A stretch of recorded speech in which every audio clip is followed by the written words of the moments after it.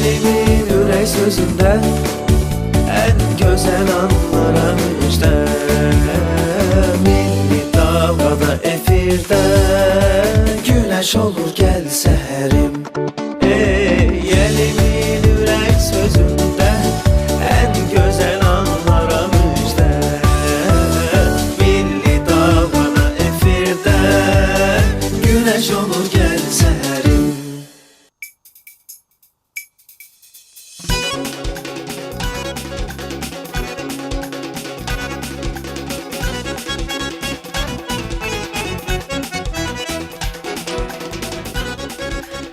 Folklor nümunəsidir, deyir, Novruza nə qaldı? Düz 50-cə gün qaldı. Bu əslində yalançı çərşənbədən ilaxır çərşənbəyə qədər olan günlərin sayısından hesablanır. Və bugün də həmin o ilaxır çərşənbəyə gəldik, çatdıq. Şükürlər olsun. Hər kəsi salamlayırıq, bütün dinləyicilərimizi, bütün izləyicilərimizi və bugün İlaxır çərşənbədir. İlaxır çərşənbəniz mübarək olsun deyirik. Deyəcəkdim bayramdır, sonra yadıma düşdü ki, yox, hələ 2 gün var da bayram. İlaxır çərşənbə də bayramdır. Amma məncə də, artıq bugündən başlanır. Bugündən bayramdır. Elə yerlər var ki, orada doğrudan son çərşənbəni, torpaq çərşənbəsini daha yaxşı qeyd edirlər, nəinki Novruz bayramını. Bəli, xüsusilə də Qarabağ bölgəsində İlaxır çərşənbə böyük bir təmtəraqla qeyd olunur, bayram günü qeyd olunur. Biz də bütün dinləyicilərin və izləyicilərimizin bayramını təbrik edirik. Azərbaycan Radiosunda Gəl Səhərimin bayram efirini Sədaqət Rauf qızı və İlkin baba təqdim edir. İlaxır çərşənbəniz mübarək, süfrənizdən ruzi bərəkət əskik olmasın, hörmətli dinləyicilər. Bu bayram efirimizə isə bizim rejissorlarımız da qatılıblar. Elçin Mircəfər və eyni zamanda Fərid Məmmədov adından da hər birinizi salamlayır və bayramınız mübarək olsun deyirik. Çərşənbəniz, İlaxır çərşənbəniz mübarək olsun deyirik və bugün də dolu bir proqram var. Bəli, bugün biz elə verilişi ancaq bu səpkidə aparacağıq. Təbii aktual xəbərlər olacaq, onlarsız olmaz. O xəbərləri deyəcəyik. Ümumiyyətlə faydalı olan xəbərləri çatdıracağıq dinləyicilərimizə, amma gəlin bayramlaşaq. Təbriklərinizi də gözləyirik və bu həftə ərzində yazılan bütün mesajlar da ara-sıra səsləndiriləcək təbii ki. Belə, indi keçid alacağıq. Bilmirəm rejissorumuz hansı mahnını səsləndirəcək. Amma hər halda bayram efiri üçün elə bayram əhval-ruhiyyəli bir mahnı seçib yəqin ki, rejissorumuz Elçin Mircəfər. Beləliklə başladıq, hörmətli dinləyicilər. Sabahınız xeyir. Bir daha deyirik, bayramınız mübarək olsun.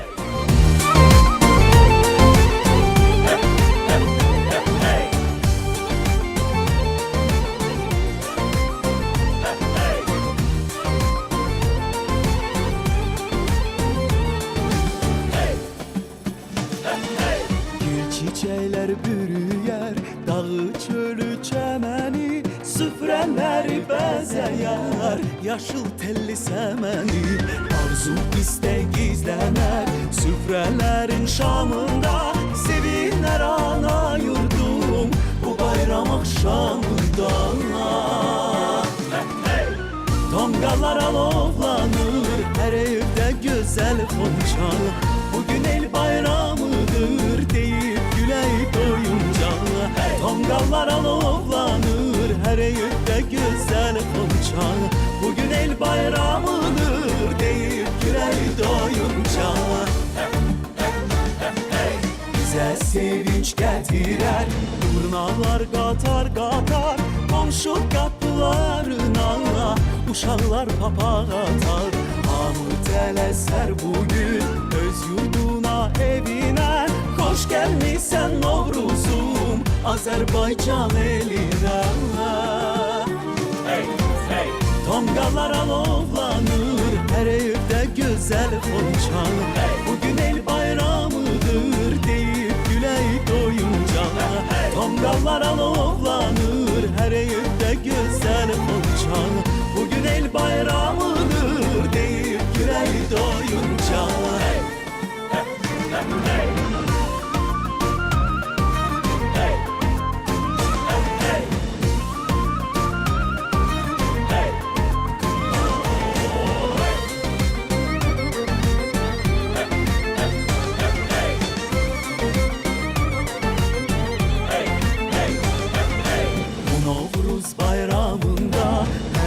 Ürəyişən olar, unutdular ki nifrət gün gecələtən olar. Hər evə, hər ocağa ruzi bərəkət gələr, Novruzun gəlişini el həsrətlə gözləyər. Sevinir ana yurdum, haydi yallı gedək. Xoş gəlmisən Novruzum, qədəmlərin mübarək. Sevinir ana yurdum, haydi yallı gedək. Xoş gəlmisən Novruzum, qədəmlərin mübarək. Tonqallar alovlanır, hər evdə gözəl xonçan. Bugün el bayramıdır, deyib gülək doyunca. Tonqallar alovlanır, hər evdə gözəl xonçan. Bugün el bayramıdır, deyib gülək doyunca.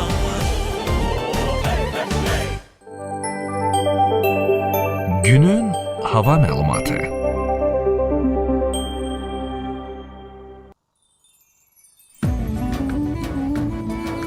Bəli, sinoptiklər bu gün ilaxır çərşənbəyə gözlənilən hava şəraitini də açıqlayıblar. Elə isə dinləyicilərə məlumat verək ki, əvvəlcə başlayaq Bakı və Abşeron yarımadasından. Görək bu gün paytaxtda və Abşeron yarımadasında hava şəraiti necə olacaq. Deyim, hava şəraiti dəyişkən buludlu olacaq, arabir tutulacaq, amma yağmursuz keçəcək. Gündüz bəzi yerlərdə havanın az çiskinli olacağı ehtimal edilir. Mülayim şimal-qərb küləyi bəzi yerlərdə arabir güclənəcək. Havanın temperaturuna gəlincə, havanın temperaturu gündüz 8-13 dərəcə isti olacaq. Atmosfer təzyiqini də deyim, 758 mm civə sütunundan 764 mm civə sütunundan yüksələcək. Nisbi rütubət isə gündüz 65-70 dərəcə olacaq. Hörmətli dinləyicilərimiz, bölgələrimizdə bu bayram günündə, ilaxır çərşənbədə hava şəraiti bəzi yerlərdə yağıntılı olacaq, amma dağlıq ərazilərdə qar yağacağı da gözlənilir.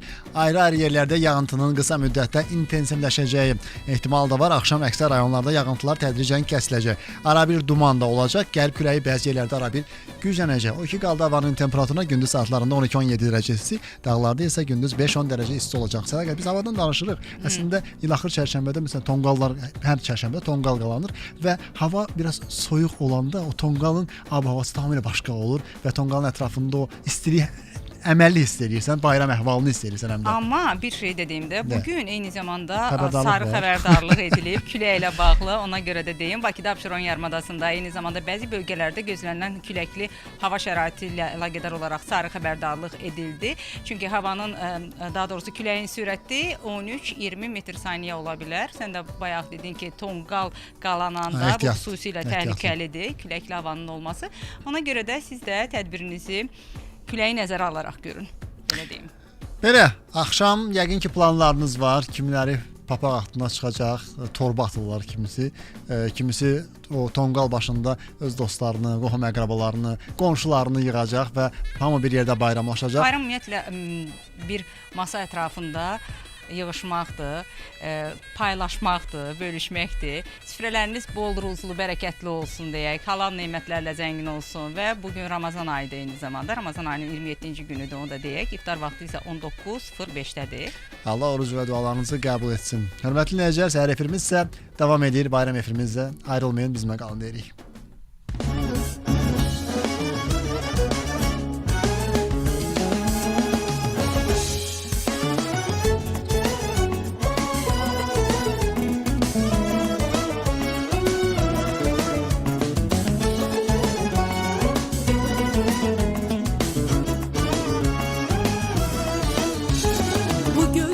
Yurduma ilk bahar gelir, en şirin, en güzel arzular gelir. Bu güzel yurduma ilk bahar gelir, en şirin, en güzel arzular gelir.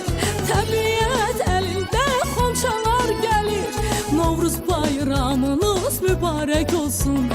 Tabiat elinde xonçalar gelir, aziz bayramımız mübarek olsun. Mübarek olsun, mübarek olsun, Novruz bayramınız mübarek olsun. Mübarek olsun, mübarek olsun, aziz bayramımız mübarek olsun. Semeni düzülür, idiyem yana, hoş etir yayılır bu şirin cana.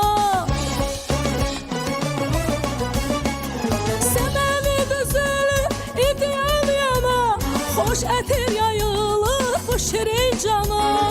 Novruz hoş gəlibdir Azərbaycana, Novruz bayramımız mübarek olsun. Novruz hoş gəlibdir Azərbaycana, əziz bayramımız mübarek olsun. mübarek olsun, mübarek olsun. Novruz bayramınız mübarek olsun, mübarek olsun, mübarek olsun. Novruz bayramınız mübarek olsun.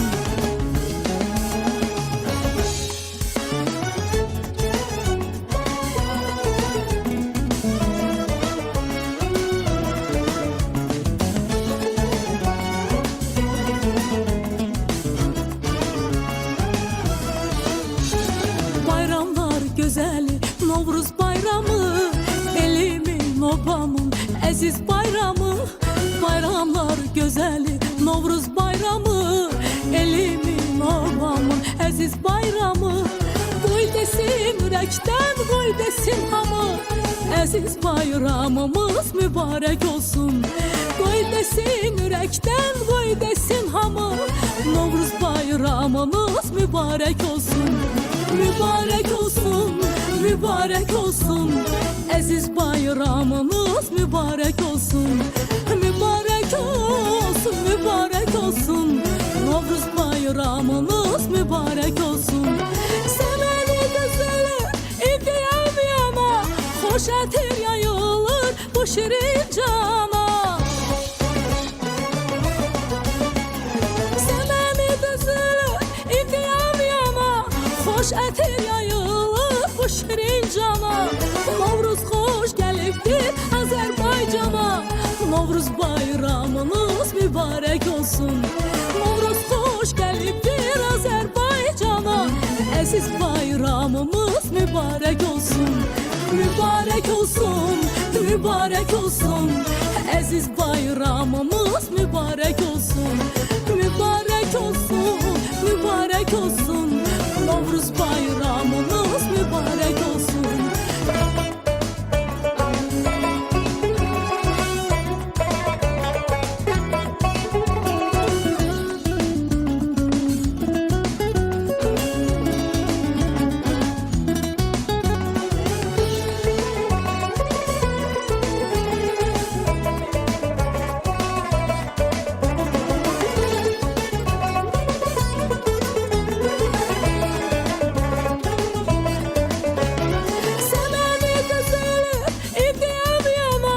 Xoş ətir yayılır bu şirin cana.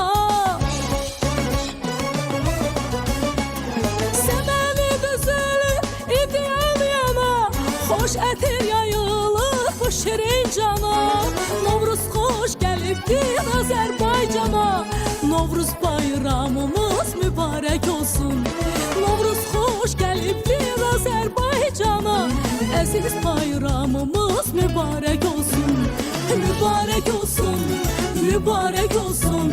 Novruz bayramınız mübarek. Bəli, Novruz bayramınız mübarək olsun. İlaxır çərşənbəniz mübarək olsun. Elə bu mahnıda bu bir neçə sətir belə diqqətimizi çəkdi. Səmənidən danışır, ümumiyyətlə Novruz atributlarından danışır və həmin o səməni ki, səmənin ümumiyyətlə dirilişin, yaşıllığı rəmzi hesab olunur. Bəli, və Novruzun ən mühüm mərhələlərindən birinin gəlişini məhz İlaxır çərşənbədir. Elə Novruz bayramının gəlişindən xəbər verir və təkcə ilin son çərşənbəsi deyil, həm də baharın, yeni başlanğıcın müjdəsidir və xalq Hər arasında bir başlanğıc ümumiyyətlə yenilənmədir. Yenilənmə nə deməkdir? Təbiət oyanır, təzələnmə, bəli. təzələnir, bəli, torpaq da canlanır və bu artıq hər günün yenilənməsidir. Bəli, İlaxır çərşənbəsi, yer çərşənbəsi və ya da torpaq çərşənbəsi deyirlər və bərəkətli olsun.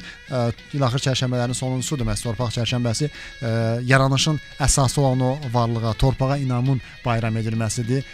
Xalq arasında dediyimiz kimi yer çərşənbəsi də deyirlər məhz bu çərşənbəyə və hər başlanğıc da sənin dediyin kimi bir yenilənmədir. Ümid edirək ki, bu yenilənmə həyatımıza gözəlliklər gətirsin. Və bir daim də olaraq. el sözü var da, deyir ki, torpaq deyir səndən hərəkət, məndən bərəkət və əslində torpaq çərşənbəsinin də belə izah eləyirlər ki, daha çox əkin biçimi ilə başlanılır. Torpaq oyandığına görə artıq yavaş-yavaş bu mərasimlərə də keçid alırlar. Düzdür, biz torpaq çərşənbəsi ilə əlaqədar və işin gedişatında müəyyən nüanslara toxunacağıq. Bu gün icra olunan həmin o fallardan da adətlərdən də deyəcəyik, amma təbii ki, mütəxəssis rəyimiz də olacaq. İndi isə mənə elə gəlir reklamların vaxtıdır. Bilmirəm, rejissorumuz yəqin ki, təsdiq edir. Deyir ki, reklamların vaxtıdır. Ondan sonra artıq digər məqamlara toxunacağıq. Reklamlar. Reklam yerləşdirmək üçün 050 299 86 39 nömrəsinə zəng edin.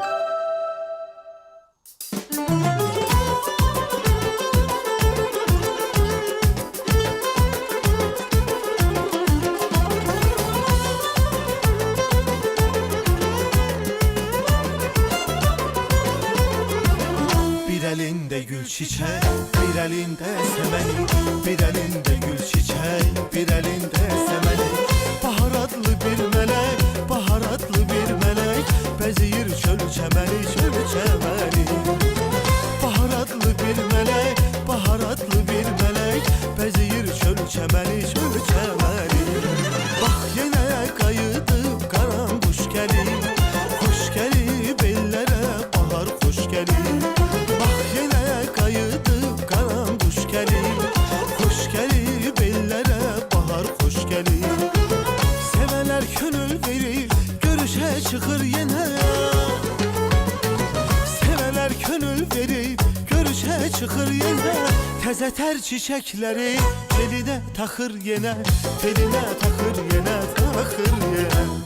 Herkese sevdiği nigar hoş gelin, hoş gelin bellere bahar hoş gelin. Herkese sevdiği nigar hoş gelin, hoş gelin bellere bahar hoş gelin.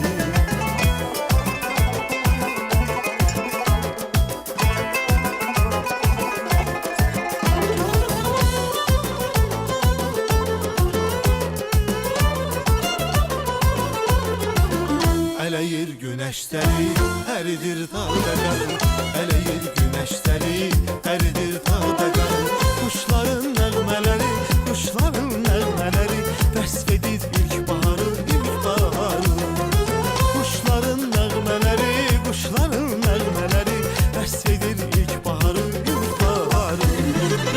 Bülbülün cəhcəhi göyə yüksəlir, hoş gəlir bellərə bahar hoş gəlir. Bülbülün cəhcəhi göyə yüksəlir, hoş gəlir bellərə bahar hoş gəlir. Gözələr könül verir, görüşə çıxır yenə. Gözələr könül verir, görüşə çıxır yenə.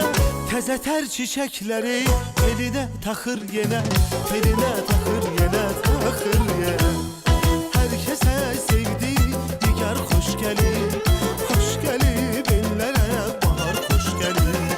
Hər kəsə sevdiyi nigar xoş gəlir, xoş gəlir bellərə bahar xoş gəlir.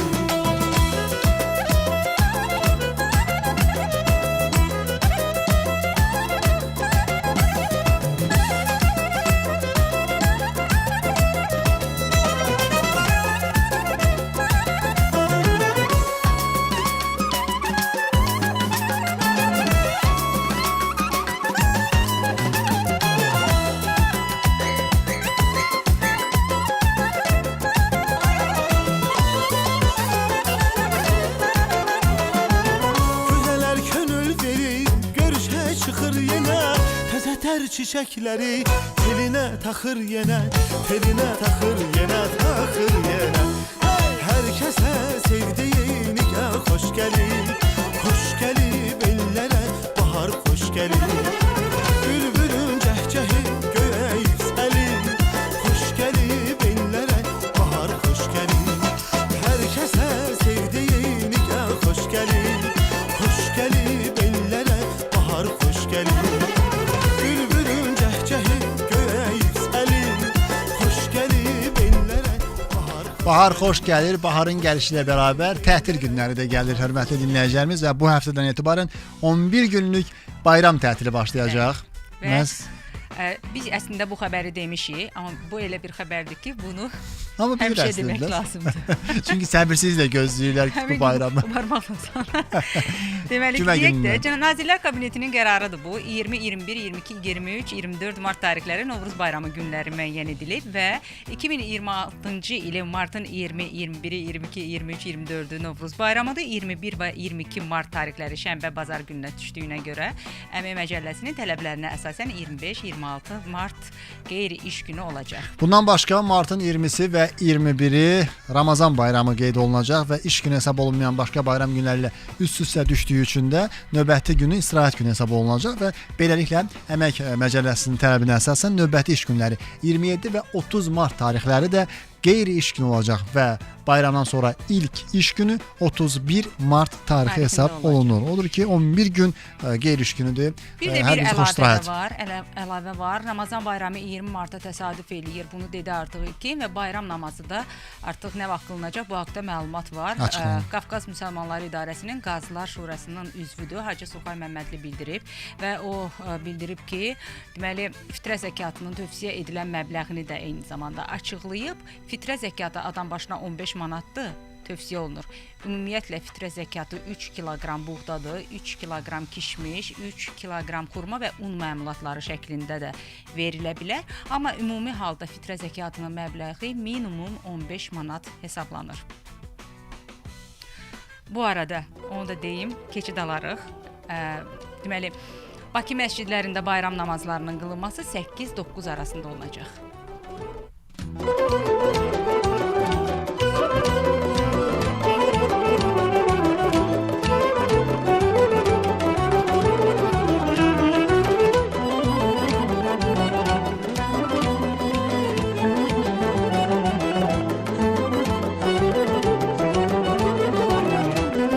Yine güzel vətənimə gəldi yaz, mənim könlüm bu aləmdən ayrılmaz.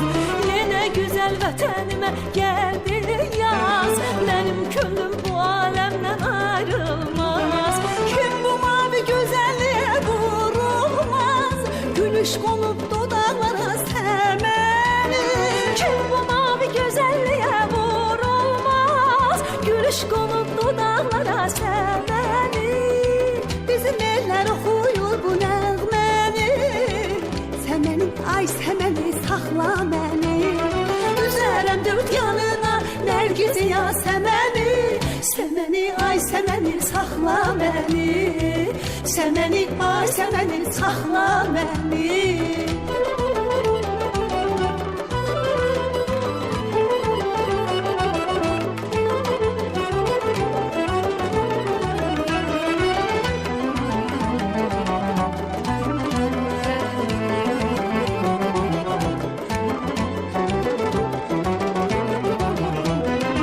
Bayramda hər il məclis düzəldər, əl çəkərəm sənin kimi gözəldən.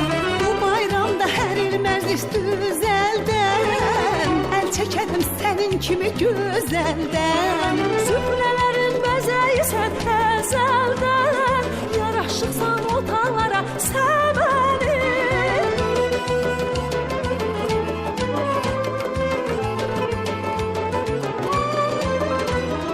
Süfrələrin bəzəyisən əzəldən, yaraşıqsan otaqlara səməni. Bizim illər oxuyur bu nəğməni, səməni, ay səməni, saxla məni. Düzərəm dörd yanına nərgiz yasəməni, səməni, ay səməni, saxla məni. Səməni, ay səməni, saxla məni.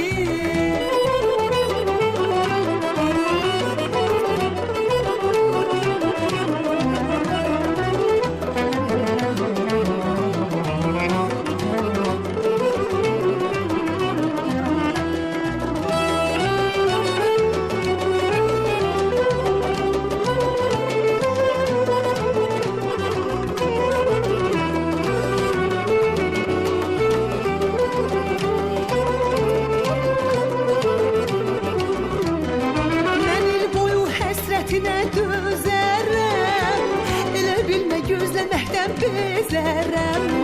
Mən il boyu həsrətinə dözərəm, elə bilmə gözləməkdən bezərəm. Yollarını sözlərimlə bəzərəm, getmə məndən uzaqlara səməni.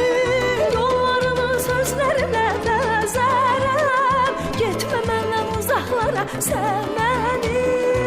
Bizim eller oxuyur bu nəğməni, səməni, ay səməni, saxla məni.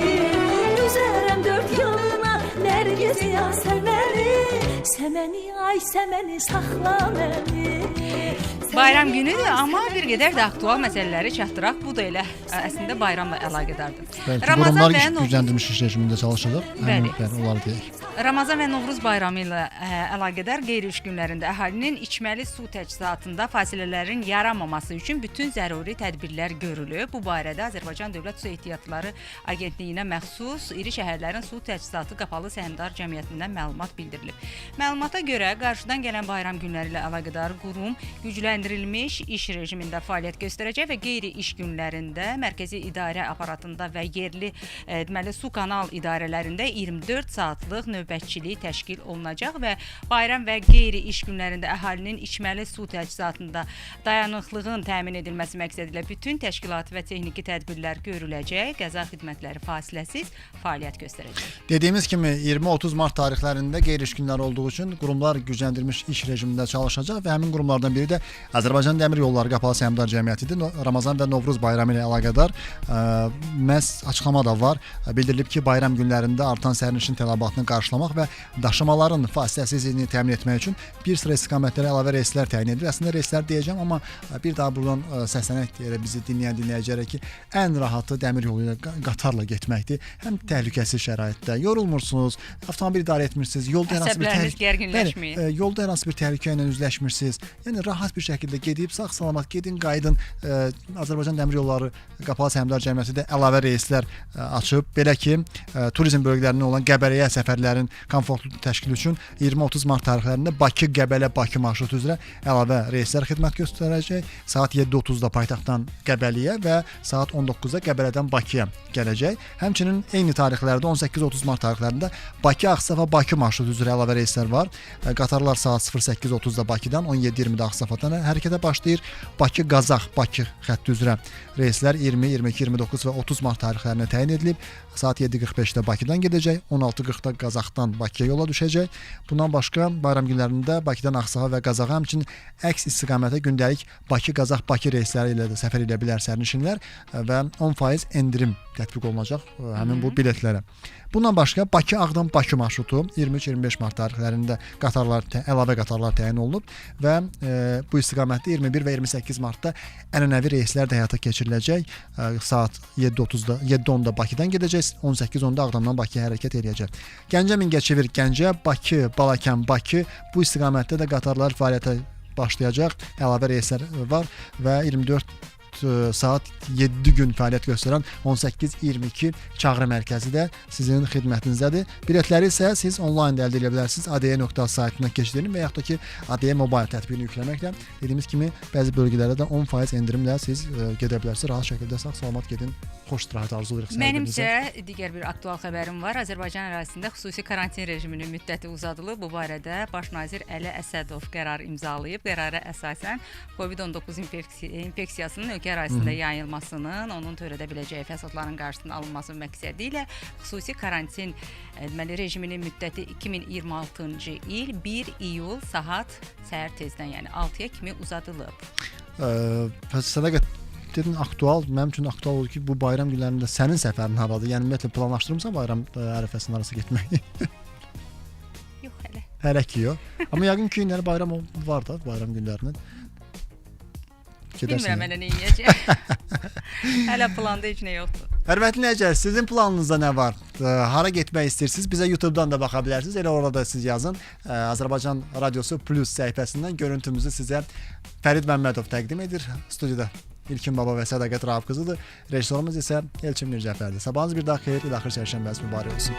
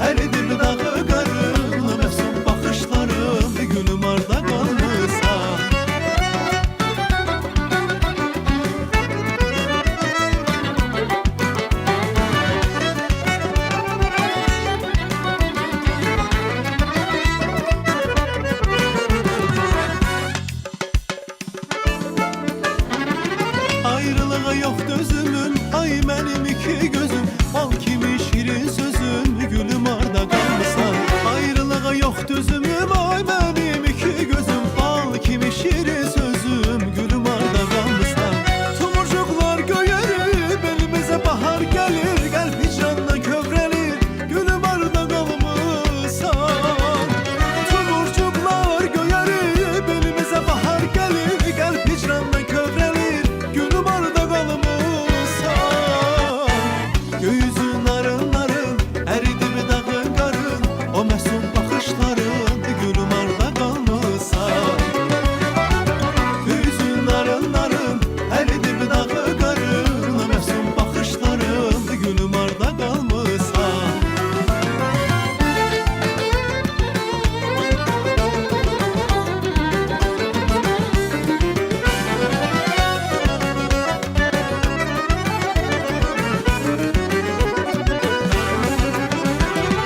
Tumurcuqlar göyərir, belimizə bahar gəlir, qəlb hicranla kövrəlir, gülüm arda qalmısan. Qəlbim sənsiz kövrəlir, gülüm arda qalmısan. Göğüzün arın arın, əridir dağı qarın, o məsum baxışların, gülüm arda qalmısan. Gözün arın arın, əridir dağı qarın, o məsum baxışların, gülüm arda qalmısan. Gözün arın arın, eridi bir dağın qarın, o məsum baxışların, gülüm arda qalmısan. Gözün arın arın, əridib dağı qarın, o məsum baxışların, gülüm arda qalmısan. Ey sonam arda qalmısan. Bəli, İlaxır çərşənbədən danışırıq. İlaxır çərşənbənin adət-ənənələrindən danışırıq. Bəyət bacılarda tonqal qalanır, hər bir evdə xonçalar bəzənir, bayram süfrəsi açılır. Bir də qızlar xüsusilə qapı pusmaya gedirlər. Bilmirəm sənin planında var yoxsa Niyə yox bu təkcə axşam. qızlar? Onlar da adətən o arzularını həyata keçirməsin, görən Yox, nə mən işdir. arzulamır. Yəni mən hansı bir oğlan gedib qapı pusduğuna inanmıram. Yox, qulaq falına çıxmaq o Elçin ged- adətdir, yəni nədir? Gedirsən? Hə, deyib, Elçin gedib neçə dəfə. Oh. Sadəcə olaraq yəni üzünə qapını açmadıqlarına görə, yaxşı xoş eşitmədiyinə görə tövbə edib Bir daha getmir. Ola bilsin. Bunu sınaqdan keçirdənlər çoxdur. Məsələn, doğrudan sınaqdan keçirdi və öz arzusunu reallaşdıranlar da var. İndi bu inancdır. Mən inanc ənənədir, demişkən amma inanırdım ki, uşaq vaxtımsa tonqalın üstündən 7 dəfə o tərəf bu tərəfə tullanmaq ki, tullanıb arzunu həyata keçirirdi. Elə bir inanc da var idi. Arzusu tutaraq tullanmaq, Hə, onu birinci yeddi dəfə dəfə, səndən hə, yeddi eşidirəm. dəfə Yox, özdə. ondan xəbərim yoxdur. Amma 3 dəfə yəni tullanır və o Ağırlığın, uğurluğun odda yansın odda deyilir. Bəli. yansın. Belə bir deyim də var. Onu bilirəm.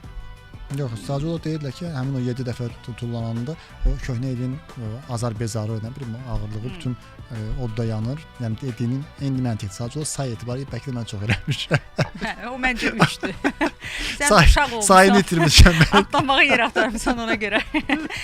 Hə, indi biz torpaq çərşənbəsi haqqında özümüz ara-sıra nəsə məlumat versək də, bayaq da vurğuladıq ki, mütəxəssis rəyi daha başqadır, ekspert yanaşması daha başqadır. Təbii ki, bu barədə də ən yaxşı folklorşünaslar danışır və yenə də İlhamə Qəssəbova öz fikirlərini bizə İlhamə xanım eşidəcək bir şey də yadıma düşdü. İlaxır çərşənbədə su çiləmə var idi. Qapını qonşunun qapısından su atardı. Qapını döyürdülər, qapını açanda evin içərisinə, bildiyin evin içərisinə su atılırdı. Yəni həmin adama belə isladırdılar və qarşı tərəf də bunu xoş qarşılayırdı. Paklıq, təmizlik. Yadıma bizim Cəbiş müəllim də su aydınlıqdır. Su aydınlıq, həqiqətən su aydınlıq. Məsələn, Qarabağ bölgəsində mən bunu uşaqlıqda çox şahid olurdum. Hər çərşənbədə bunu həyata keçirirdilər. İlhamə xanım dinləyək. İlhamə Qəssəbova ətraflı İlaxır çərşənbə adətlərindən danışılır. Görək İlhamə xanım hansı məqamlara toxunub. İlaxır çərşənbə Novruz bayramından əvvəl qeyd olunan ən mühüm çərşənbəmizdir. Artıq 4 çərşənbəni geridə qoyduq. Bu çərşənbə sübh çağı açılandan insanlar bayram abu havasını daha yaxından hiss etməyə başlayırlar deyə kənd yerlərimizdə, həyətlərdə odun, ocaq, çıl-çırpı toplanır. Həyətin giriş qapısında axşama doğru çərşənbə tonqallarının qalanması üçün yerlər müəyyən olunur. Ayinlər, bir çox inanclar, rituallar yerinə yetirilir. Onlardan biri də bizim uşaqlarımızın daha çox sevdiyi papaq atmadır. Uşaqlar bugün bayram paylarını qonşuda, yaxın çevrələrdə atırlar və bayram paylarını da o evlərdən alırlar. Bununla yanaşı həm də qapı pusma adətimiz var. Gecə şər qarışanda kiminsə evinə gedərək sakitcə ilk dinlədikləri sözü arzularına, istədiklərinə uyğun şəkildə yoza bilirlər və bu çərşənbədə rayon yerlərində, kənd yerlərində qapılar heç zaman bağlanmır, işıqlar söndürülmür və düşünürlər ki,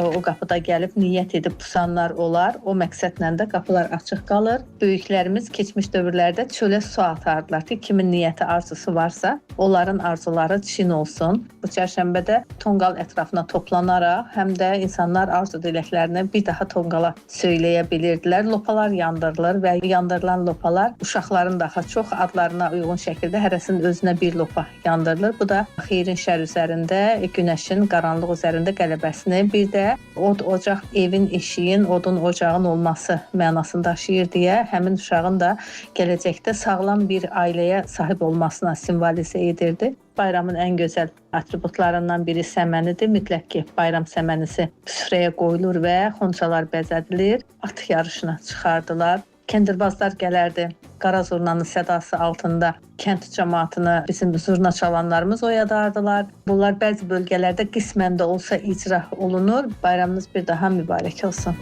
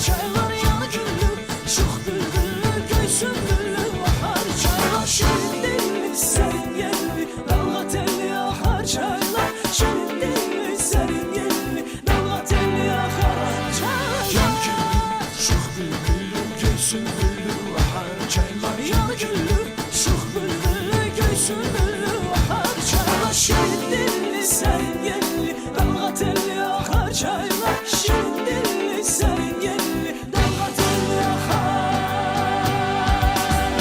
çaylar. Reklamlar. Reklam yerləşdirmək üçün 050 299 86 39 nömrəsinə zəng edin.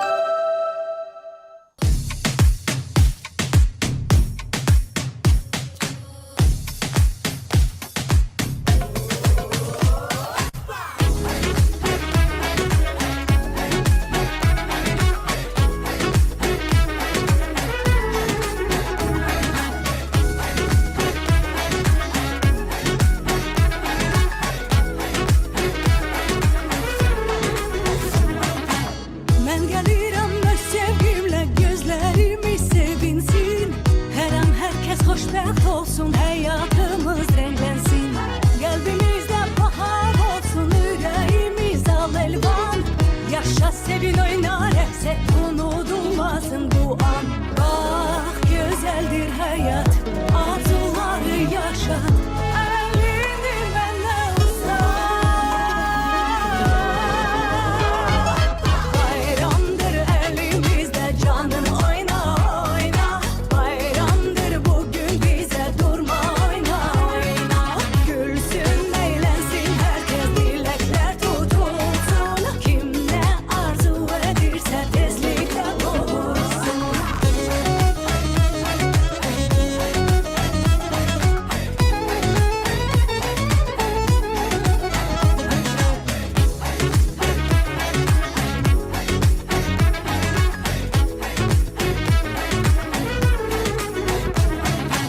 Möcüzəyə dolu olsun gələcək yollarımız. Diləyimiz gerçək olsun, açıq olsun bəxtimiz. Qəlbimizdə bahar olsun, ürəyimiz al-elvan. Yaşa, sevin, oyna, rəqs et, unudulmasın bu an. Bax, gözəldir həyat, arzuları yaşat. Əlini məndən uzat.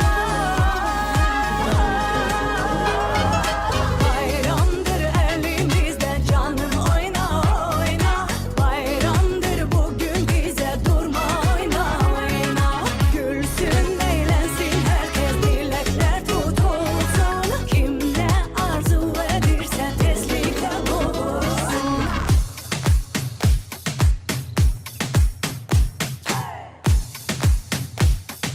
Durma, oyna, oyna, oyna.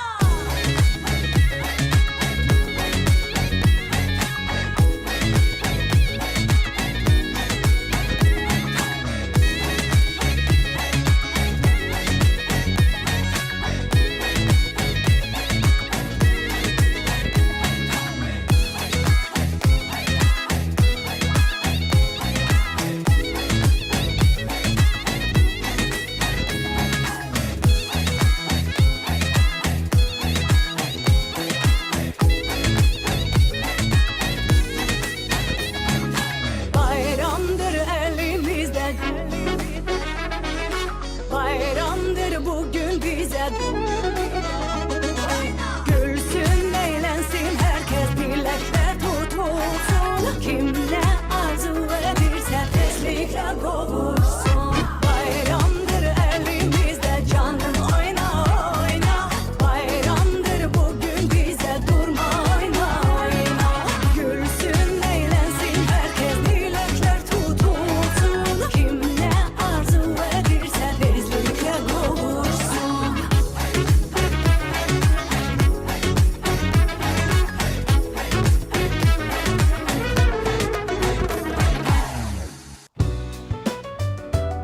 Novruz təntənəsi davam eləyir elə bizim studiyamızda da və ümumiyyətlə bilirsiniz ki, bu həftə Novruz ab-havasına bürünüb Bakımız. Təkcə Bakımız deməyək, ümumiyyətlə Bütün bölgəmiz. Azərbaycanımız, Bölgələrimiz.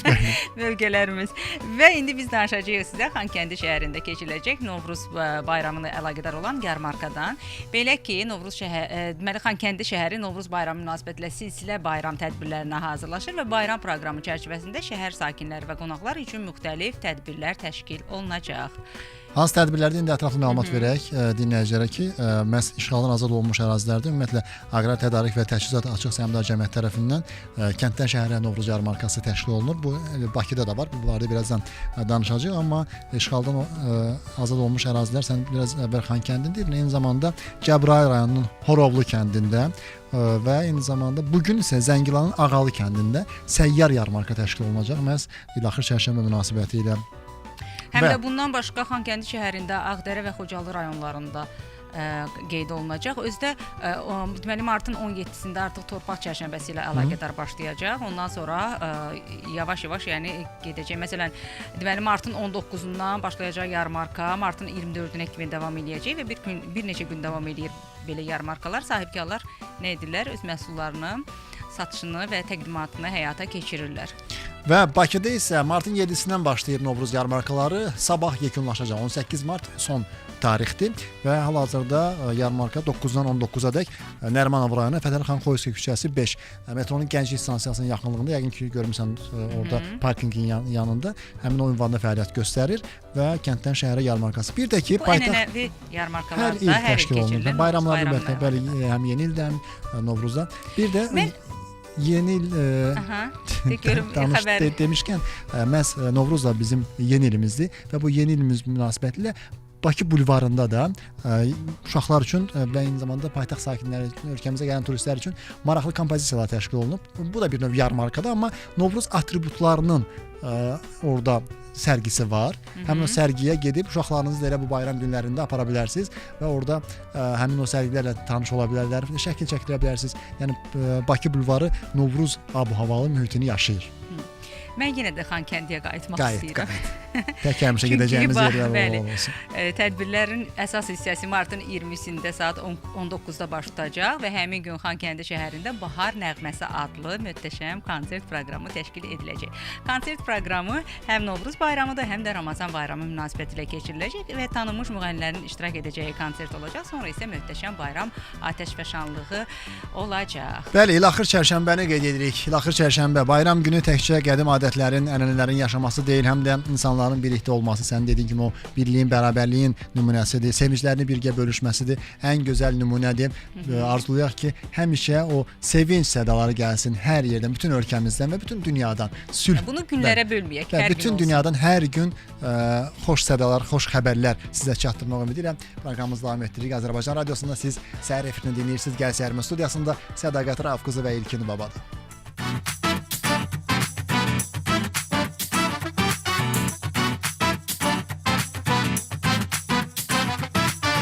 Özel günleri gözlemek neye lazımdı?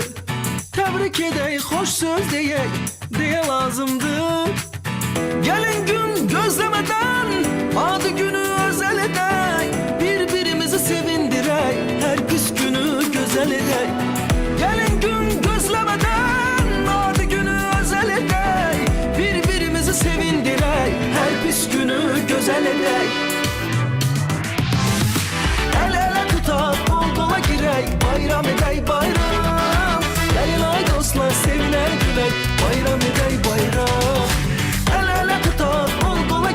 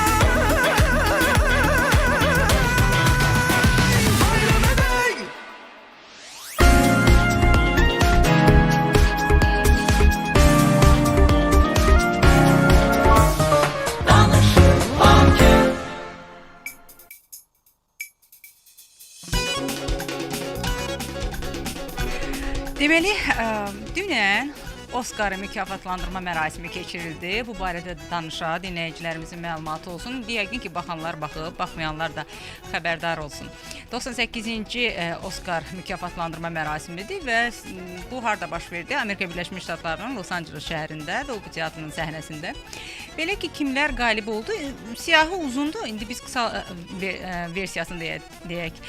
One Battle After Another ümumilikdə 6 Oscar qazandı. Gecənin ən çox mükafat alan filmi oldu. Bundan başqa Sinners filmi də 16 nominasiya üzrə namizədliyi ilə rekord qırıb, amma mərasimdə 4 mükafat əldə edib. Operator işi üzrə mükafatı qazanan Atom Duralt oldu və kateqoriyada qalib olan ilk qadın və ilk qaradərili operator kimi tarixə düşüb. Qısa metrajlı bədii film kateqoriyasında nadir hadisə baş verib və 2 film eyni sayda səs toplayaraq bərabər qalib elan olunub.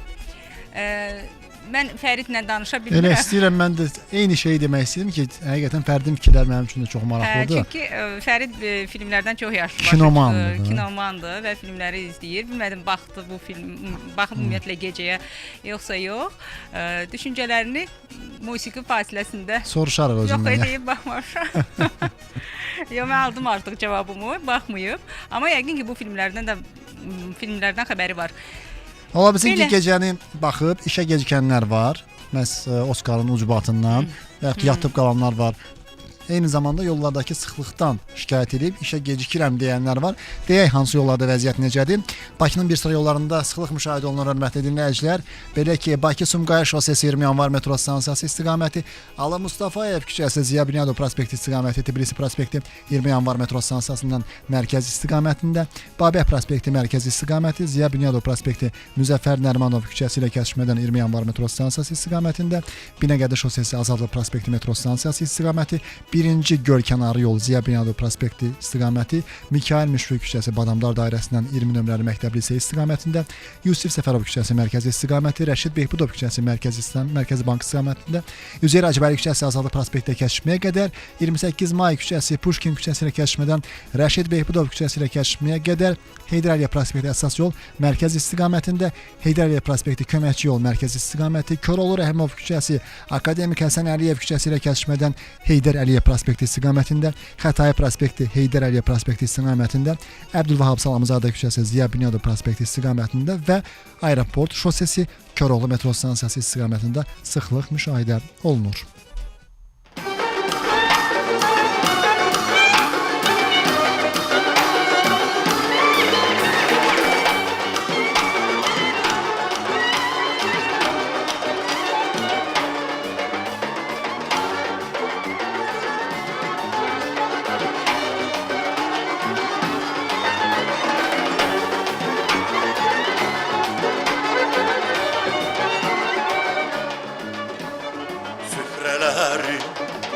Bəzəyi şəfəqdəndir ləcəyi, çöllərin zərif qızı, güllərindən ulduzu, açılmış süfrələrdə yerin görünər hər an zəfəran, ay zəfəran.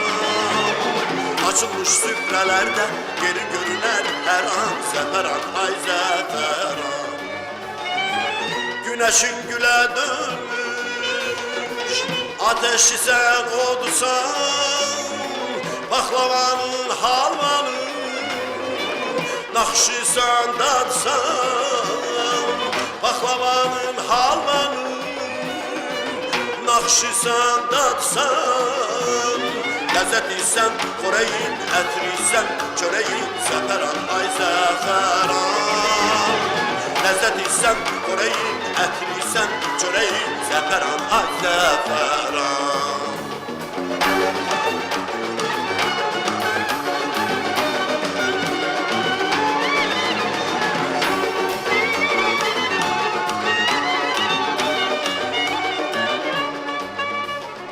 Ətrində bahar yanar, baş üstündə yerin var, qız gəlirin əlində tamın bir az da artar. Səni harda itirsən toy evində, taparam zəfəran, ay zəfəran. istəyirsən toy evindən taparam zəfəran ay zəfəran. Günəşin gülə dönmüş, ateşisən odusan, paxlavanın halvanı, naxşisən dadsan, paxlavanın halvanı, naxşisən dadsan. Ləzzət isə xörəyin, ətrisən, çörəyin, zəfəran ay zəfəran. Ləzzət isə xörəyin, ətrisən, çörəyin, zəfəran ay zəfəran.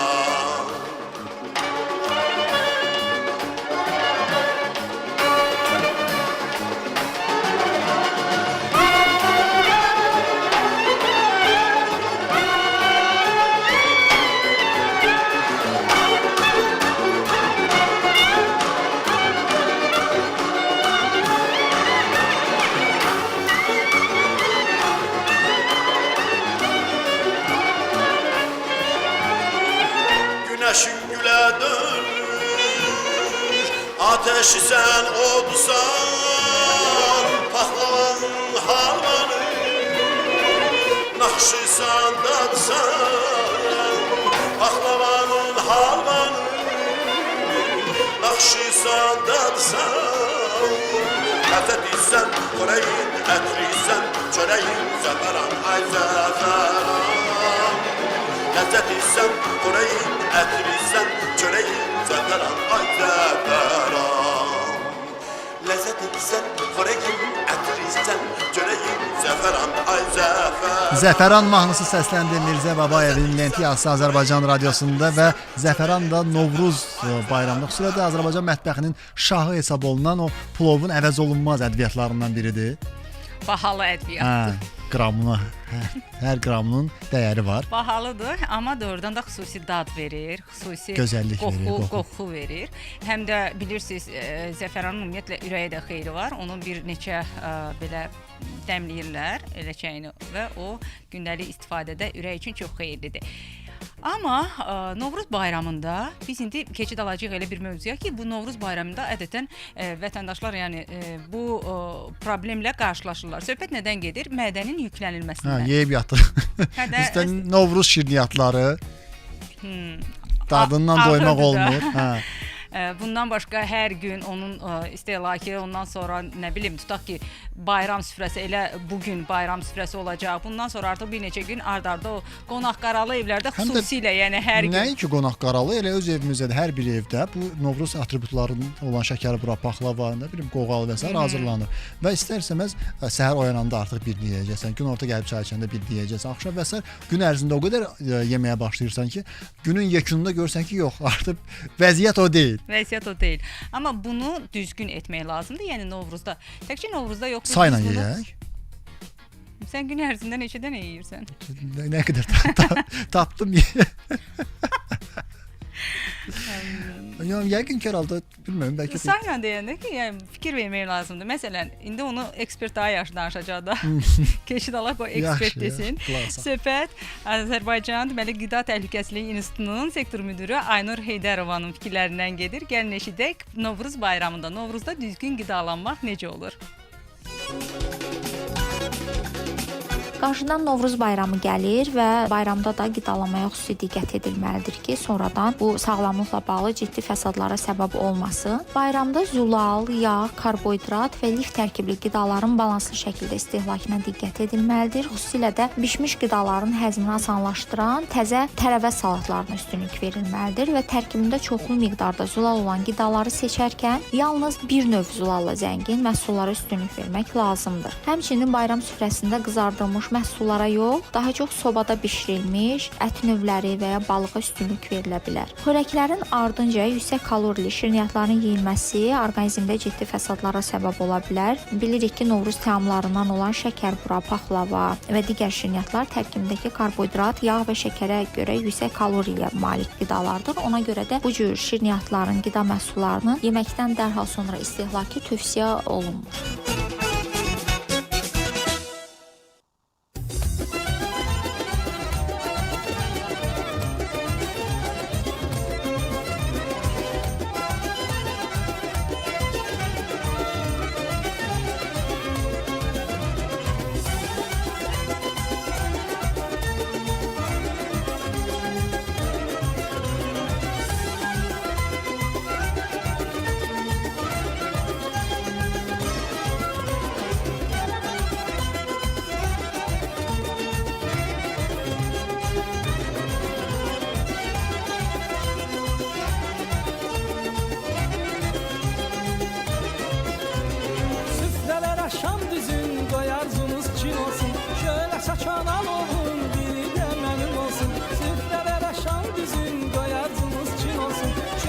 yaşanan olsun, biri de benim olsun.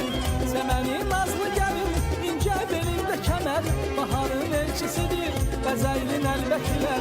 Semeni nazlı gelin, ince belinde kemer, baharın elçisidir, bezeylin elbekler.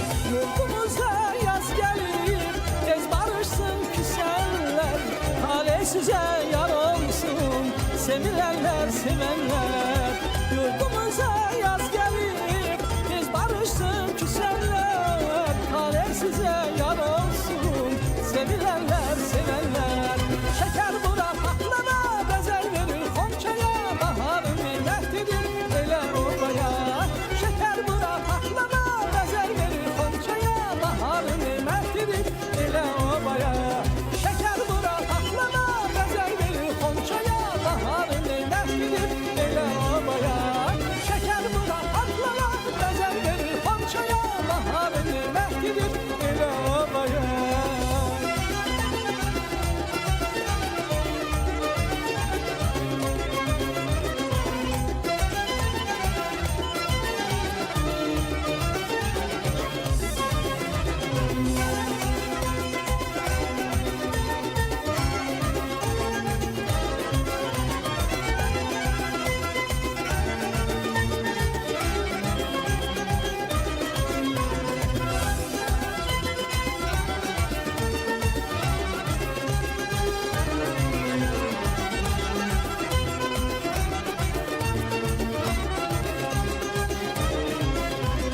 Evlerimiz bezensin, toy bayrama karışsın, her həyətdə bir tonqala yıldızla yarışsın. Evlerimiz bezensin, toy bayrama karışsın, her həyətdə bir tonqala yıldızla yarışsın. Semenin nazlı gelin, ince belinde kemer, baharın elçisidir, bezeylin elbekler. Semenin nazlı gelin, ince belinde kemer, baharın elçisidir, bezeylin elbekler. Yurdumuza yaz gelir, tez barışsın küsenler, hale size yar olsun, sevilenler sevenler. Yurdumuza yaz gelir, tez barışsın küsenler, hale size yar olsun, sevilenler sevenler. Kızlar elinde kına, konça dizir yan yana, bahar nece yaraşır Azerbaycan'a. Kızlar elinde kına, konça dizir yan yana, bahar nece yaraşır Azerbaycan'a. Kızlar elinde kına, konça dizir yan yana, bahar nece yaraşır Azerbaycan'a. Kızlar elinde kına, konça dizir yan yana, bahar nece yaraşır Azerbaycan'a.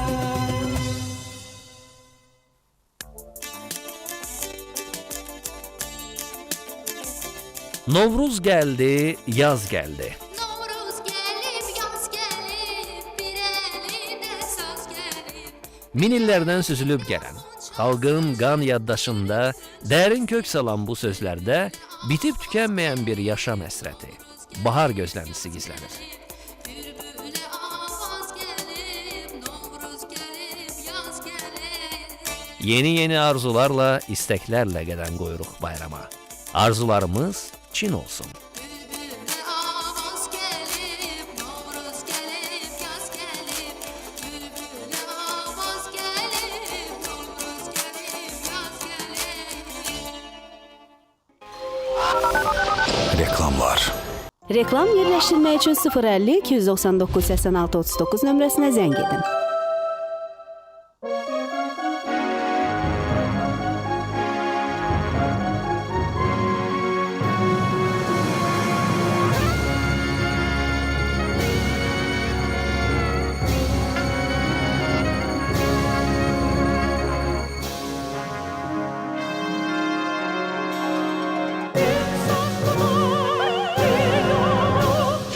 Min arzuyla yürek dolu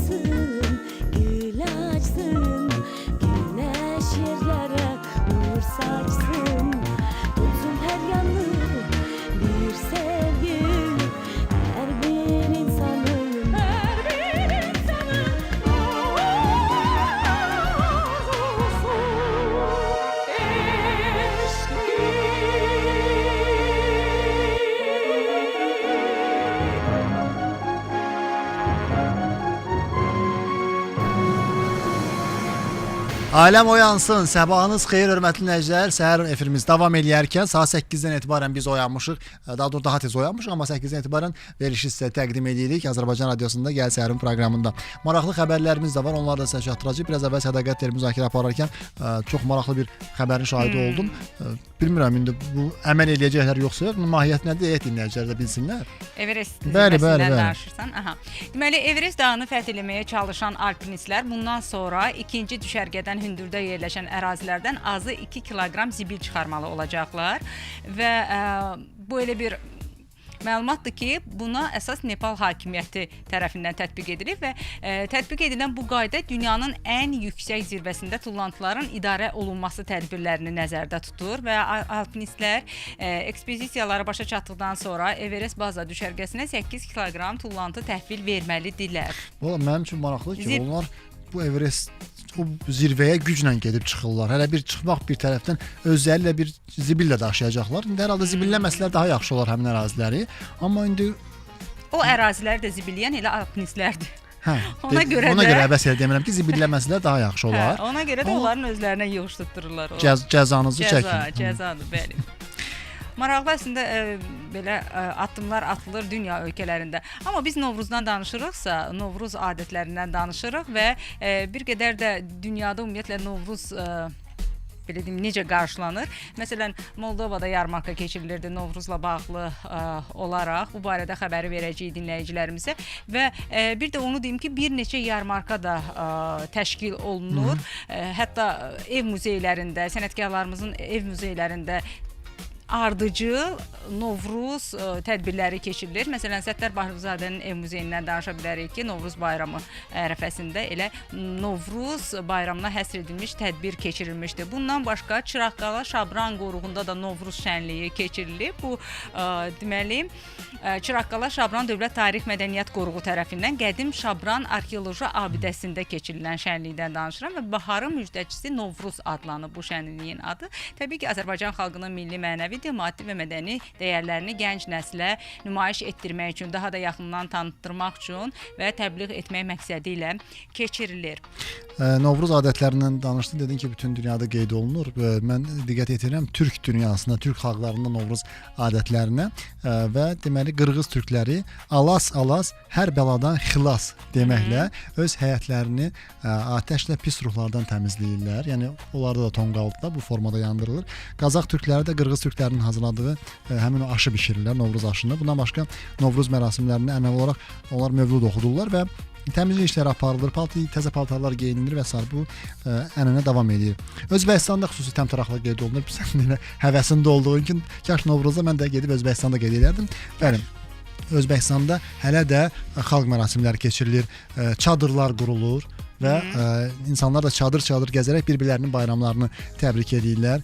Özbəklər Novruz süfrəsi üçün şəkərdən hazırlanmış nişala bişirirlər.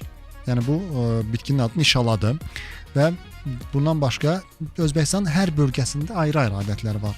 Məsələn, bir bölgədə onlar havadan yağışın yağmağını gözləyirlər və üzlərini tuturlar, dualar eləyirlər Novruz ərəfəsində. Digər bir tərəfdən isə deməli öküzlərin buynuzlarını yağlayırlar, digər bir bölgədə isə yeni il bərəkətli olsun. Yaşlı insanlar, özü yaşlı insanlar bunu eləyir ki, yəni onların əli xeyirli, bərəkətli olsun.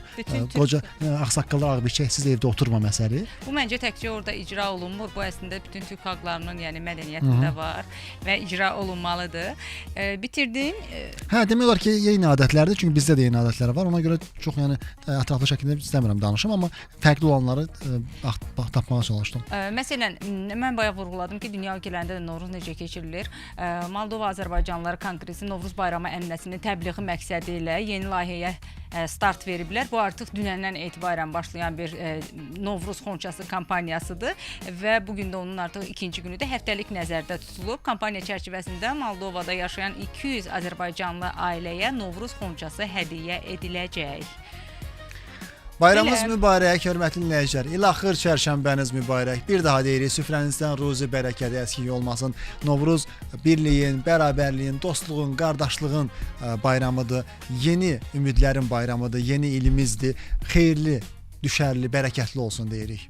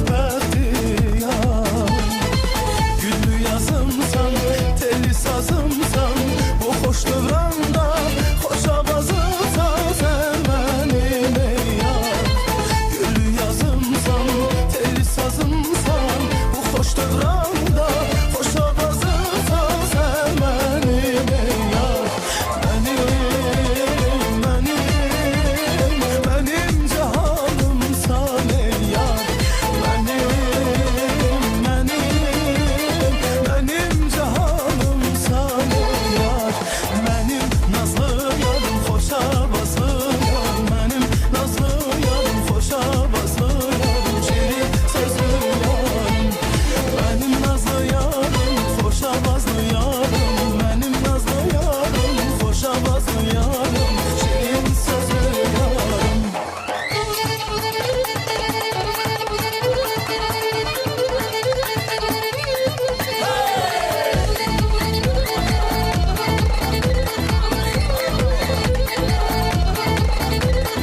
Benim nazlı yarım, hoşa vazlı yarım, benim nazlı yarım, hoşa vazlı yarım, şirin sözlü yarım. Benim nazlı yarım, hoşa vazlı yarım, benim nazlı yarım, hoşa vazlı yarım, şirin sözlü yarım. Benim nazlı yarım, hoşa vazlı yarım, benim nazlı yarım, hoşa vazlı yarım, şirin sözlü yarım. Benim nazlı yarım. Nazlı yarım mahnısı hal-hazırda Azərbaycan radiosunda başa düşürəm Sədaqət bayram əhval-ruhiyyəli efirimizdə. Sən də o adət-ənənələri bir araşdırmağa çalışsan, görüm nələri eləyim, nələri eləməyim və yaxud da bunu etmək olarmı? İndi dinləyicilər də bilsin ki, bu Novruzda hansı adətlər var? İlaxır çərşənbə xüsusilə də fallar var ki. Mən də həmin o deməli falları nəzərdən keçirirdim. Görüm ki, nələri icra edə bilər. Başda elə biraz əvvəl adını çəkdim o atdan. Bu at deməli kölgə falında yer alır. Mən birinci dəfədir kölgə falı eşidirəm. Deməli bu fal üçün siz İlaxır çərşənbədə kağız götürürsüz, yandırırsınız və divara düşən kölgəsinə baxılır. Evi yandırmayaq.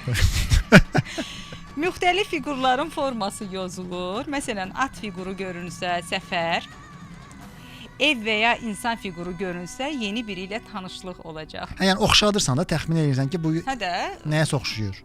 hə, yananda. Amma o bir şeydir, kimin ürəyindən hansını nə keçirsə onu oxşadacaq da o. Gəl sübut edir ki, onu oxşamır. Yox da sən indi görürsən axı, sənin ürəyindən məsələn stəkan keçə bilər. Sən Mən amma görürsən orada o kölgəni mən stəkana oxşadacağam da. nəlbəki, o necəsən? Nəlbəki ara. Başqa stəkan nələr ara. var?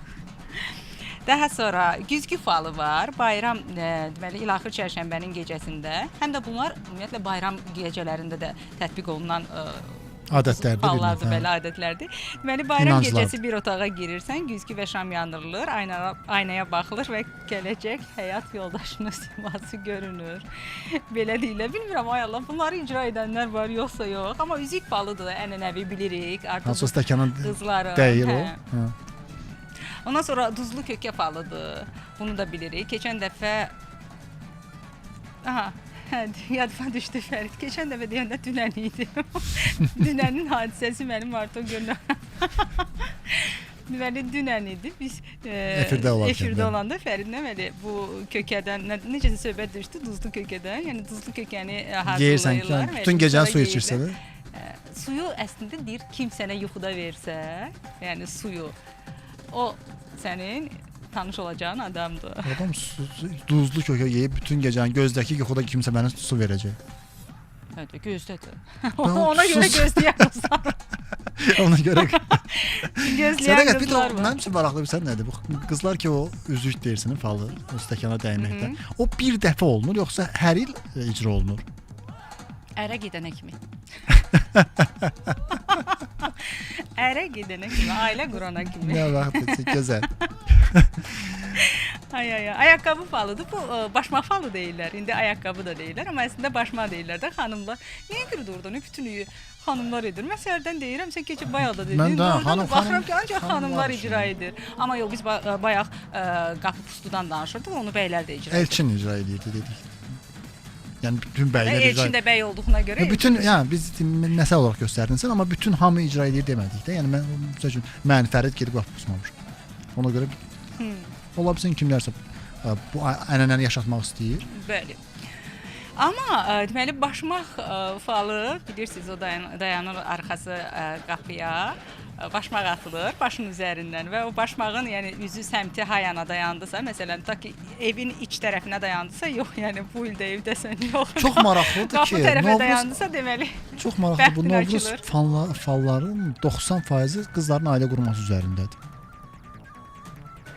Diqqət edirsən. Elə olur da. Yəni bu bayram sanki onların həyatlarında da yeni bir səhifə açacaq düşüncəsi ilə başlayır. Həm də də ondan da başqa. Yəni xanımlar bir araya nəyə görə toplaşır ki, özdə bayram Bir gecələrində əyləncə olsun toplaşırlar. da. Bir Hə. əyləncədir və təbii ki, gələcəkdə məni nə gözləyir, görəsən belə olacaq, hansı hadisələr, bütün bunları yəni analiz etmək üçün bir Dediyim kimi inanclardır. biz əbəs yerə demirik ki, Novruz yeni bir səhifədir, yeni bir başlanğıcdır. Məhz bu inanclar da həmin o xanımların xüsusilə həyatlarında yeni bir səhifənin başlaması o kimi düşünülə bilər ki, onlar da yəni bu fallara inanaraq, bunları həyata keçirərək öz həyatları üçün gözəl bir səhifənin, nurlu bir səhifənin açılmasını ümid edirlər. Biz də hər kəsin arzusunun həyata keçməsini diləyək ki, bu bayram hər kəsin ürəyində olan o ən xoş niyyətlərini, istəklərini həyata keçməsinə vəsilə olsun. Bir də çox maraqlı bir axır çərşənbədə icra olunan bir lal su, axar sudan lal su gətirilir. Belə bir mərasim var. Axar sudan Axar sudan lal su deyirlər də indi. danışmırsan yəni? İndi danışmır. Yox. Yox, ha. Yəni gətirərkən danışmırsan. İndi musiqi fasiləsindən sonra bunda bu belə biraz yəni Ətraflı uzunlu, izah tələb edir. ətraflı izah var. Ona görə bir mahnı fasiləsinə keçid alacağıq. Ondan sonra bu haqqda da danışarıq.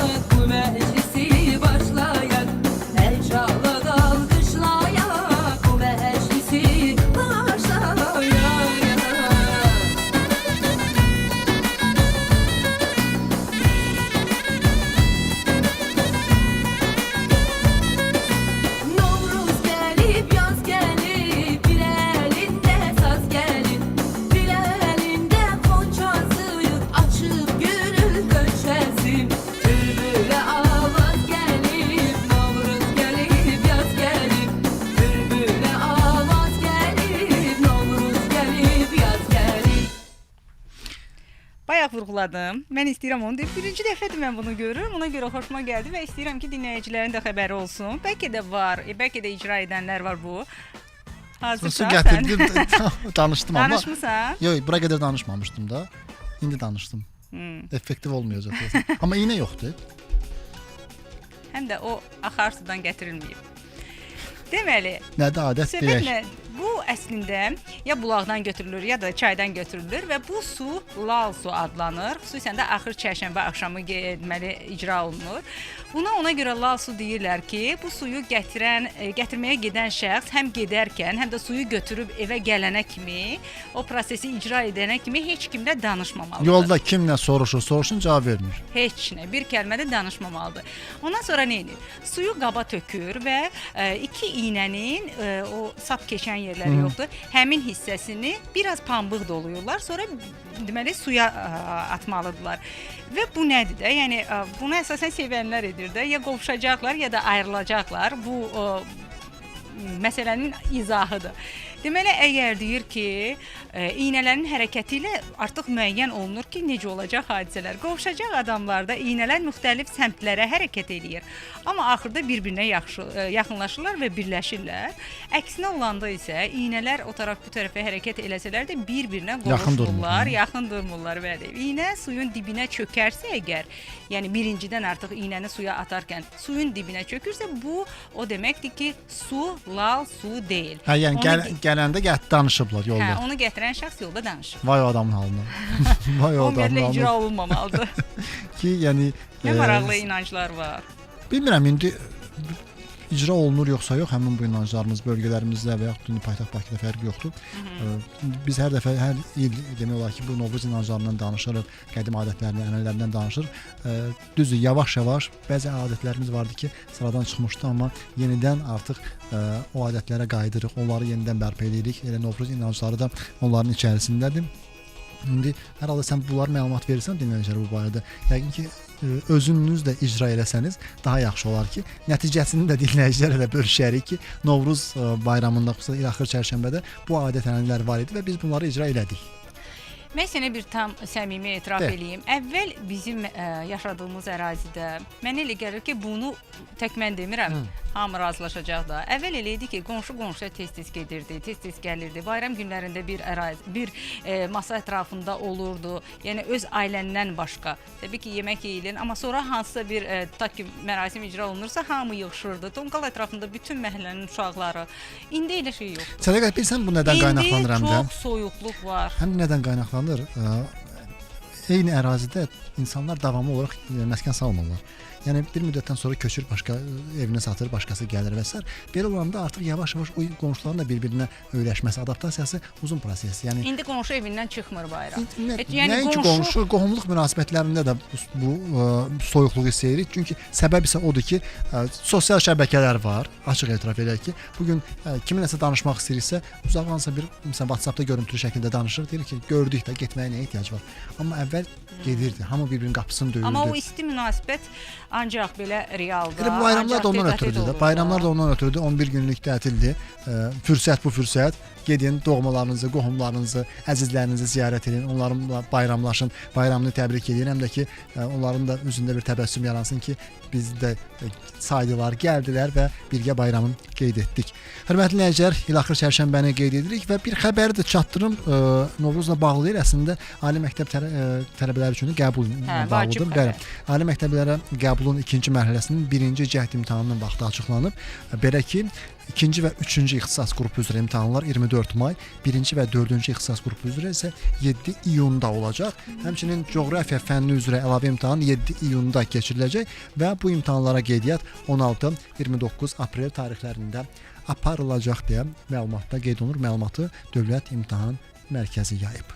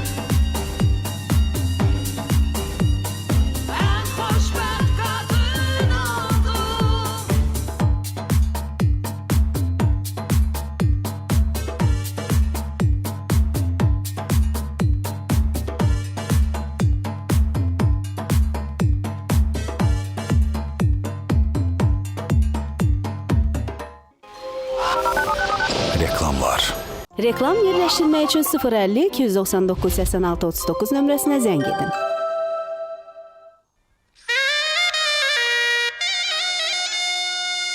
Novruz kainatın oyanışıdır.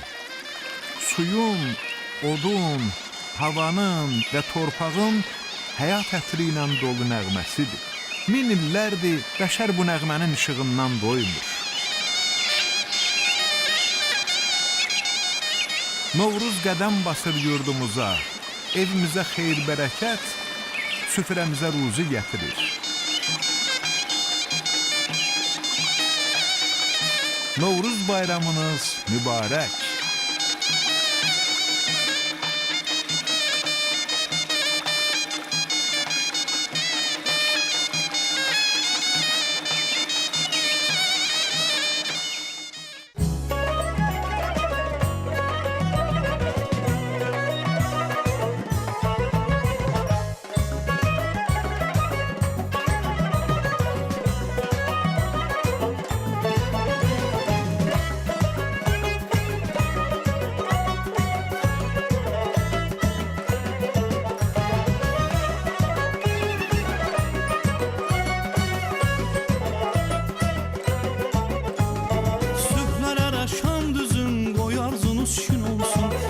Saçan alovun biri de mənim olsun. Sührələrə şan düzün qoy arzunuz çin olsun. Şöyle saçan alovun biri de mənim olsun. Səmənin nazlı gəlin incə birində kəmər, baharın elçisidir bəzəyrin əlbəkilər. Səmənin nazlı gəlin incə birində kəmər, baharın elçisidir bəzəyrin əlbəkilər. Yurdumuza yaz gəlib tez barışsın küsənlər, talih sizə yar olsun, sevilenler sevenler. Yurdumuza yaz gəlib tez barışsın küsənlər, talih sizə yar olsun, sevilenler sevenler. Şəkər bura paxlava bəzək verir xonşaya, baharın neymətidir elə obaya. Qızlar əlində xına, xonşa düzür yan yana, bahar necə yaraşır Azərbaycana.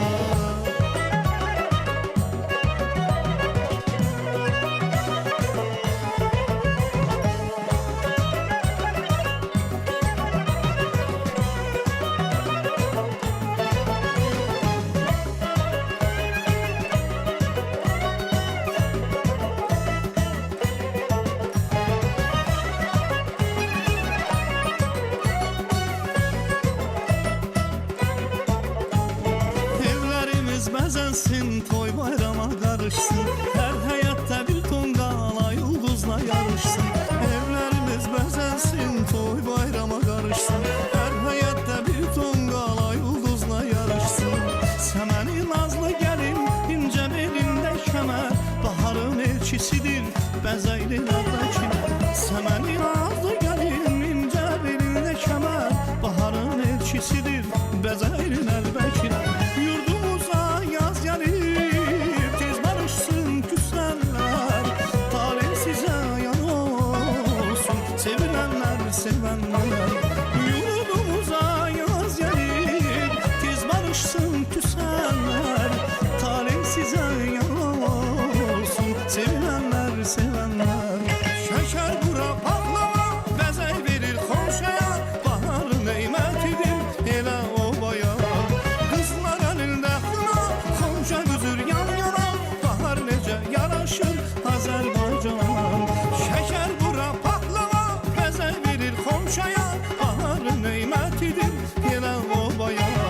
Qızlar əlində xına, xonşa düzür yan yana, bahar necə Bəli, uzun illər deyirdik ki, gün o gün olsun. Gün o gün oldu və möhtəşəm zəfər sonrası doğma Qarabağda da Novruz tonqalları qalandı, adətən öz yerini tapdı.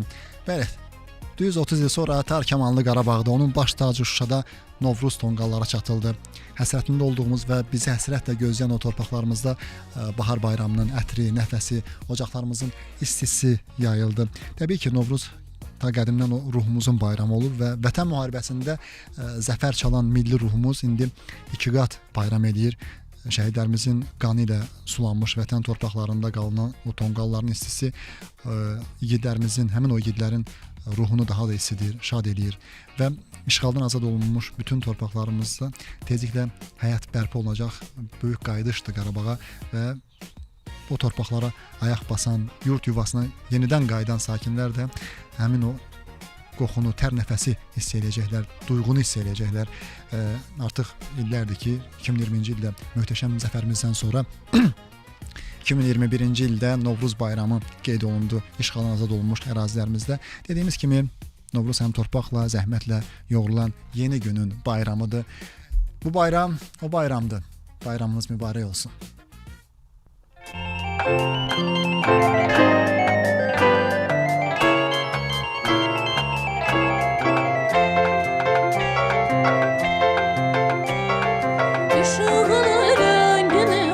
Məhəbbətini səndən alıbdır bahar.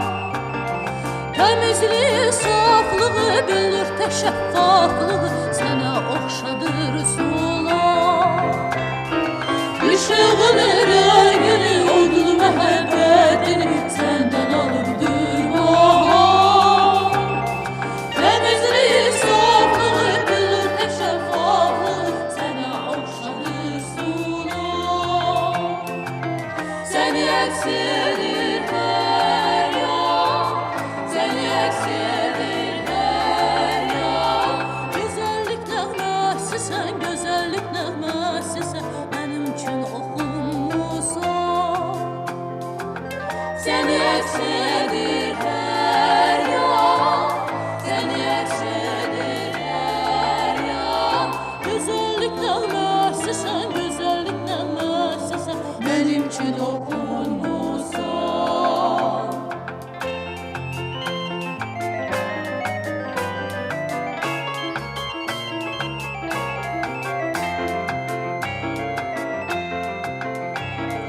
Çəmənlər zümrüd, bulaq, güzəllər naxış, naxış, elə bil ki əzizim. Onlar da öz ətrini, nəğməsini, səsini, sözünü səndən almış. Çəmənlər zümrüd, bulaq, güzəllər naxış, naxış, elə bil ki əzizim. Onlar da öz ətrini, nəğməsini, səsini, sözünü səndən almış. Səni əks edir hər yan, səni əks edir hər yan. Gözəllik nəğməsisən, gözəllik nəğməsisən, mənim üçün oxunmusan. Səni əks edir hər yan, səni əks edir hər yan. Gözəllik nəğməsisən, gözəllik nəğməsisən, mənim üçün oxunmusan.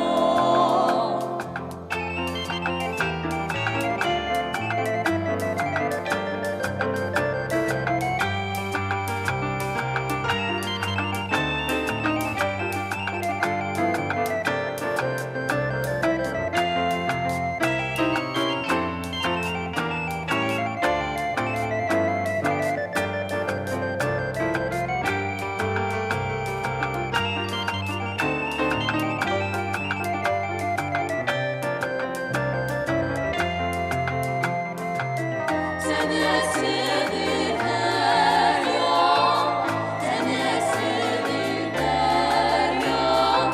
Gözəllik nəğməsisən, gözəllik nəğməsisən, mənim üçün oxunmusan.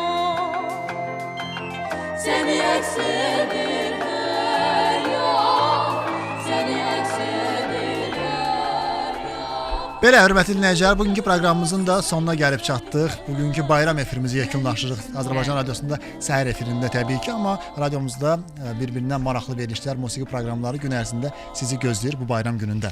Həm də təkcə gün ərzində də deməyək, ümumiyyətlə bu həftə ərzində deyək. Bayaq da verilişə başlayanda dedik ki, bu həftə ərzində siz bayram ab-havasında görəcəksiniz, eşidəcəksiniz bütün verilişləri. Bir daha deyək ki, ilahır çərşənbəniz mübarək olsun, süfrələriniz ruzlu, bərəkətli olsun və təbii ki, həm də eviniz qonaqlı, qaralı olsun. Bu vacib məqamdır. Özünüzə yaxşı baxın əziz dinləyicilər və izləyicilər. Diqqətinizə görə təşəkkürümüzü bildiririk. Efir bələdçilərinin Sədaqət Rauf qızı və İlkin baba idi. Allah amanında.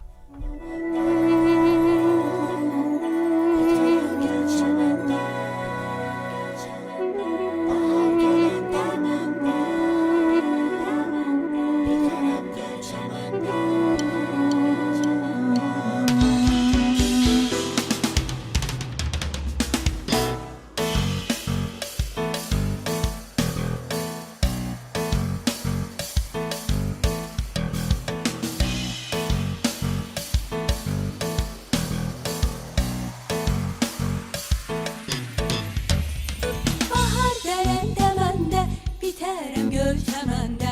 Bahar gələndə məndə bitərəm gölçəməndə. Mən baharın qızıyam, qızıyam. Köynəyi qırmızıyam, qırmızıyam. Mən baharın qızıyam, qızıyam. Köynəyi qırmızıyam, qırmızıyam.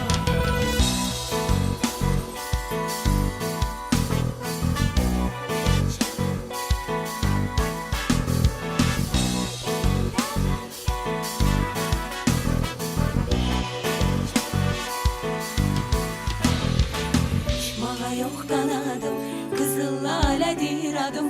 Çölü düzü bəzərəm, eldən elə gəzərəm, ay gəzərəm, ay gəzərəm. Uçmağa yox qanadım, qızıl lalədir adım. Çölü düzü bəzərəm, eldən elə gəzərəm, ay gəzərəm, ay gəzərəm. Başımda alşalım var, yanağımda xalım var. Başımda alşalım var, yanağımda xalım var. Eğilmərəm, acıyam, acıyam. Çiçəklərin tacıyam, tacıyam. Eğilmərəm, acıyam, acıyam. Çiçəklərin tacıyam, tacıyam.